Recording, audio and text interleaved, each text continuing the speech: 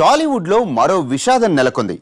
ప్రముఖ నటి జయసుధ భర్త సినీ నిర్మాత నితిన్ కపూర్ ఆత్మహత్య ఘటన సినీ ఇండస్ట్రీనే ఉలిక్కిపడేలా చేసింది. విషయం తెలియగానే ఇది ప్రమాదం అనుకున్నా చివరికి ఆత్మహత్య అని పోలీసులు నిర్ధారించారు. బాలీవుడ్ హీరో జితేంద్ర సోదరుడు, ప్రముఖ నటీమణి భర్త, నిర్మాత అయినా ఎందుకిలా బలవన్మరణానికి పాల్పడ్డారు? జయసుధ భర్త నితిన్ కపూర్ ఆత్మహత్య. అపార్ట్మెంట్ పైనుంచి దూకి ఆత్మహత్య. 15 ఏళ్లుగా ముంబైలోనే ఉంటున్న నితిన్. డిప్రెషన్ కి చికిత్స తీసుకుంటున్న నితిన్.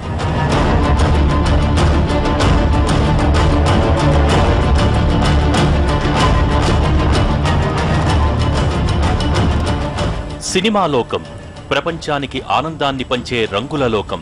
ఈ రంగంలో ఉన్న వాళ్లంతా సెలబ్రిటీలే. ఈ ప్రపంచంలో ఒక్కసారి వెలిగేందుకు నటీనటులు ఎంత ప్యాషన్తో వస్తారో ఈ రంగంలో తాము కూడా నిలదొక్కుకోవాలని నిర్మాతలు, దర్శకులు, ఇతర టెక్నీషియన్లు కూడా అలాగే వస్తారు. కానీ అదృష్టం కొందరినే వరిస్తుంది, కొందరిని పరీక్షిస్తుంది. వాటిని తట్టుకుని నిలబడ్డ వాళ్లు విజేతలవుతారు, కాదన్న వారు పరాజితులుగా మిగిలిపోతారు. దురదృష్టం వెన్నాడితే ఇక జీవితం చితికిపోవాల్సిందే.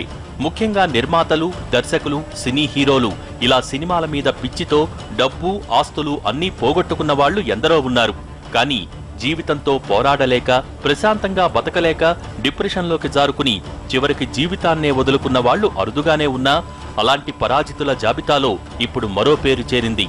అదే నితిన్ కపూర్. ప్రముఖ నటి జయసుధ భర్త నితిన్ కపూర్ ఆత్మహత్య అటు బాలీవుడ్ తో పాటు ఇటు టాలీవుడ్ ఇండస్ట్రీని కూడా ఉలిక్కిపడేలా చేసింది. ముంబైలో సోదరి అపార్ట్మెంట్ ముందు నిర్జీవంగా పడి ఉన్న నితిన్ కపూర్ మృతదేహాన్ని చూసిన పోలీసులు మొదట దాన్ని అనుమానాస్పద మృతిగా భావించి కేసు నమోదు చేశారు. కానీ ఘటనా స్థలంలో ఆధారాలు చూశాక అది ఆత్మహత్యనని తేల్చారు. గత కొన్నేళ్లుగా ఆర్థిక సమస్యలతో ఇబ్బంది పడుతున్న నితిన్ కపూర్ ఏడాదిన్నరగా డిప్రెషన్లో కూరుకుపోయారు. కుటుంబ సభ్యులు ఇందుకోసం ఆయనకు చికిత్స కూడా చేయిస్తున్నారు. కానీ డిప్రెషన్ తీవ్రతరం కావటం, ఆర్థిక కష్టాలు వెన్నాడటం, చాలా ఏళ్లుగా సినిమా ఇండస్ట్రీ నుంచి దూరంగా ఉండటం, అవకాశాలు రాకపోవటం వంటివి ఆయనను తీవ్రంగా కలిచివేశాయి.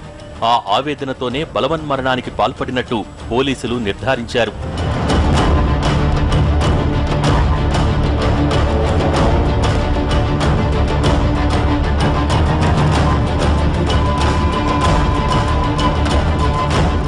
ముంబైలోని అంధేరి వెస్ట్ జేపీ రోడ్లో ఉన్న సీ గ్లిమ్స్ భవన సముదాయంలో తన సోదరి ఇంట్లో ఉంటున్నాడు నితిన్ కపూర్. ఆ ఇంట్లో కొన్నేళ్లుగా ఉంటున్న నితిన్ దాన్నే ఆఫీసుగా మార్చుకుని సినిమా ప్రయత్నాల్లో ఉన్నారు. గత కొన్ని రోజులుగా ఒంటరిగా ఉంటున్న నితిన్ కపూర్ 2017 మార్చి 14 మంగళవారం మధ్యాహ్నం 1:30 ప్రాంతంలో భవనం 6వ అంతస్తు నుంచి దూకి ఆత్మహత్య చేసుకున్నారు. ఆ సమయంలో ఇంట్లో ఎవరూ లేరు. తీవ్రమైన డిప్రెషన్లోకి వెళ్లిపోయిన నితిన్ కపూర్ టెర్రస్కున్న తాళాన్ని బలవంతంగా పగలగొట్టి మరీ టెర్రస్ పైకి వెళ్లారు. అక్కడి నుంచి దూకి ఆత్మహత్య చేసుకున్నట్టు పోలీసులు తెలిపారు.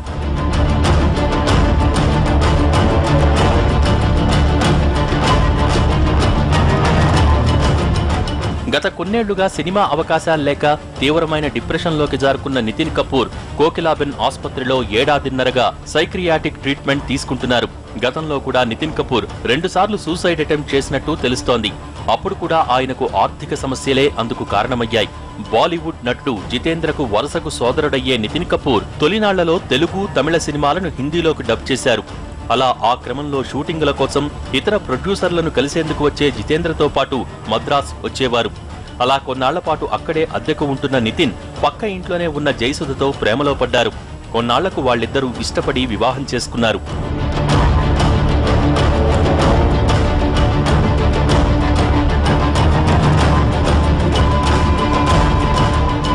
జయసుధతో వివాహం అవకముందు డబ్బింగ్ సినిమాలు తీశాడు. 1984లో రాజేష్ ఖన్నా, రీనా రాయ్లతో నిర్మించిన ఆశాజ్యోతి అనే సినిమాకి అసిస్టెంట్ డైరెక్టర్గా పనిచేశారు. ఆ తర్వాత ఏడాదే జయసుధతో ఆయనకు వివాహమైంది.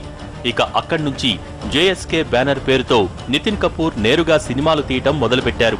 1990లో తన సోదరుడు జితేంద్ర, రేఖలతో మేరీ పత్ని సిర్ఫ్ మేరీ హై అన్న సినిమా తీశారు. అది పెద్దగా ఆడలేదు.